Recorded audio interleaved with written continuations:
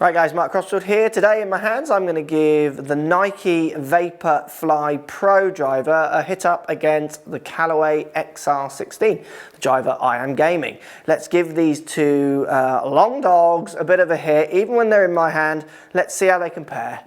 Let's get stuck in.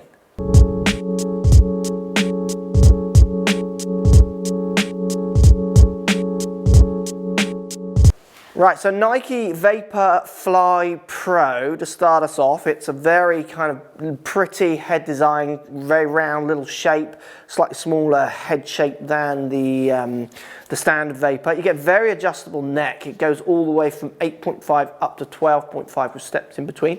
So big variations on the neck. You get this channel in the bottom going all the way kind of across the bottom of the face. You get the hollowed out back, so you're still getting this kind of big chunk out in the bottom of the club missing, which reveals the hollowness in the club with these two kind of stabilizing bars at the back. I think they use next core faces, it's still on this one as well, so they're going to keep ball speeds up across the face like every company says. Comes in the dashing blue with the Volty tick. So for drivers and looks, this one definitely appeals to the funkier person out there. XR16 Pro is what I use. I've got it set at 9 degrees, changeable neck, and you can change the lie 2 degrees, so not quite as full in loft changes as the Nike, but I certainly wouldn't be buying on those premises because you want to be getting fitted for any of these clubs. But you can change that just by unscrewing that in, exactly like you do on the Nike. This has been paired, Callaway have paired with Boeing to try and work on aerodynamics. We get this little step on top of the club of the Callaway to help with airflow coming over the head, to try and help you deliver some faster club head speeds is what they're saying. You get their normal sole, you get the aerodynamics on the sole, from the Boeing as well. Again, face, fast all across the face, they say, and they've got these stripes on the bottom here as well, where they're saving weight, again, to try and help with keeping the ball speeds up across the face. So we start with the Nike.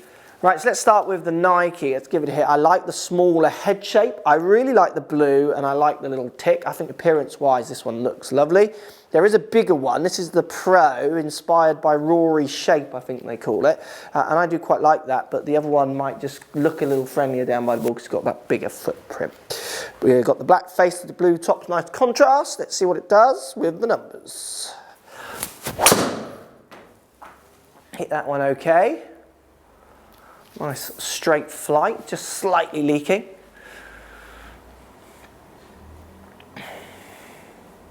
So that's 258 up near my normal number, spinning at 25.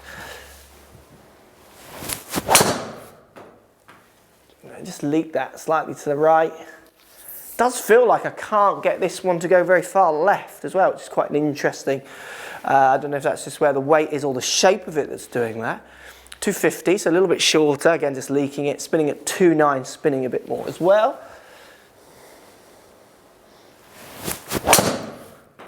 That'll be straighter, just holding its line, not a bad shot. Again, that's going to be around the 255s, I imagine. Yeah, 256, spinning at 2.7. So if you just bring those numbers up for me. So spinning at 2.7 and carrying for me 2.54. So again, not bad numbers. Highest carry there 2.57, which in today's conditions is not that bad. It's 3 yards to 5 yards shorter than my standard carry. Is spinning a little higher than I would thought that club would spin, to be honest. So let's compare it up to my XR16 Pro driver.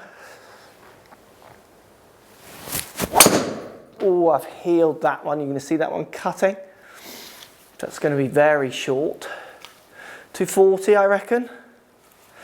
Spinning 3,000. So it's 241.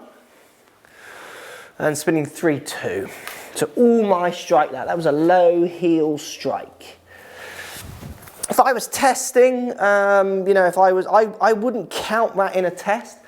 I know what my low heel strike does pretty much with all clubs. I want to know what happens when I get that kind of CG or close to CG strike. Do I squeeze anything more out of it, and what is that spin model? Let's give that another hit.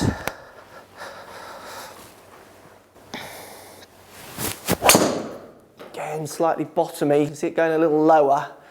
Again, it's cutting a little bit, which is rare for me.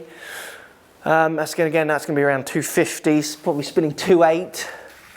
Yeah, 250, carry, spinning at 3.1, again, all strike based.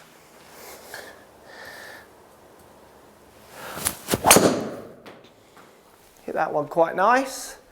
Got my normal little draw, which I like on that as well. Interesting to see, that should be kind of a bit lower spinning. Not the best strike in the world, not the highest, but there. So it's my 260 carry. And then that one's spinning down at 2.4, which normally on a decent strike, 2.4 with this club, is kind of in the upper parts of its limits.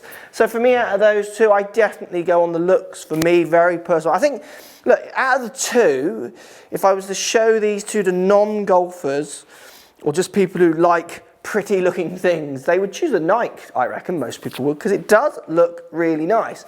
For me, I prefer the look of the Callaway because of what it says to me. I've used Callaway drivers in the past. When I played full time, I was a Callaway driver person always. That comes through on the looks for me. I like the all black look. I've really grown to like the bumps on top and how they frame the ball. That's all very personal to me. And I like the kind of shapes that I feel I can get out of the XR16. So you can see there on those two numbers, almost similar. So 2.9 spinning XR16 to 2.7 in the Nike. They're not my best spin numbers. They would drop down if I hit more improved strikes on those ones. And they're averaging carrying 4 yards further on the Nike to averaging carry 250, so 254 to 250 on my Callaway. But again, like I said, when I hit my Callaway in that optimum spot, I get a number, a visual ball flight that I really like, which is why I choose it. So you can see how the numbers can get you picking some strange ideas. Don't be afraid to trust your feels, your preconceptions a little bit, as long as you're not launching it down at stupid lows or stupid highs or spinning it ridiculous because of one club. Trust your feels a little bit more, guys, and I trust that in the XR16 out of those two, but both pretty good drivers. Thanks for watching. Subscribe to my YouTube channel for loads more videos. Find me on Instagram at Crossfield Mark, also on Twitter at 4golfonline. Find me on Facebook, Mark Crossfield. Thanks for watching. Post comments as always, and see you soon.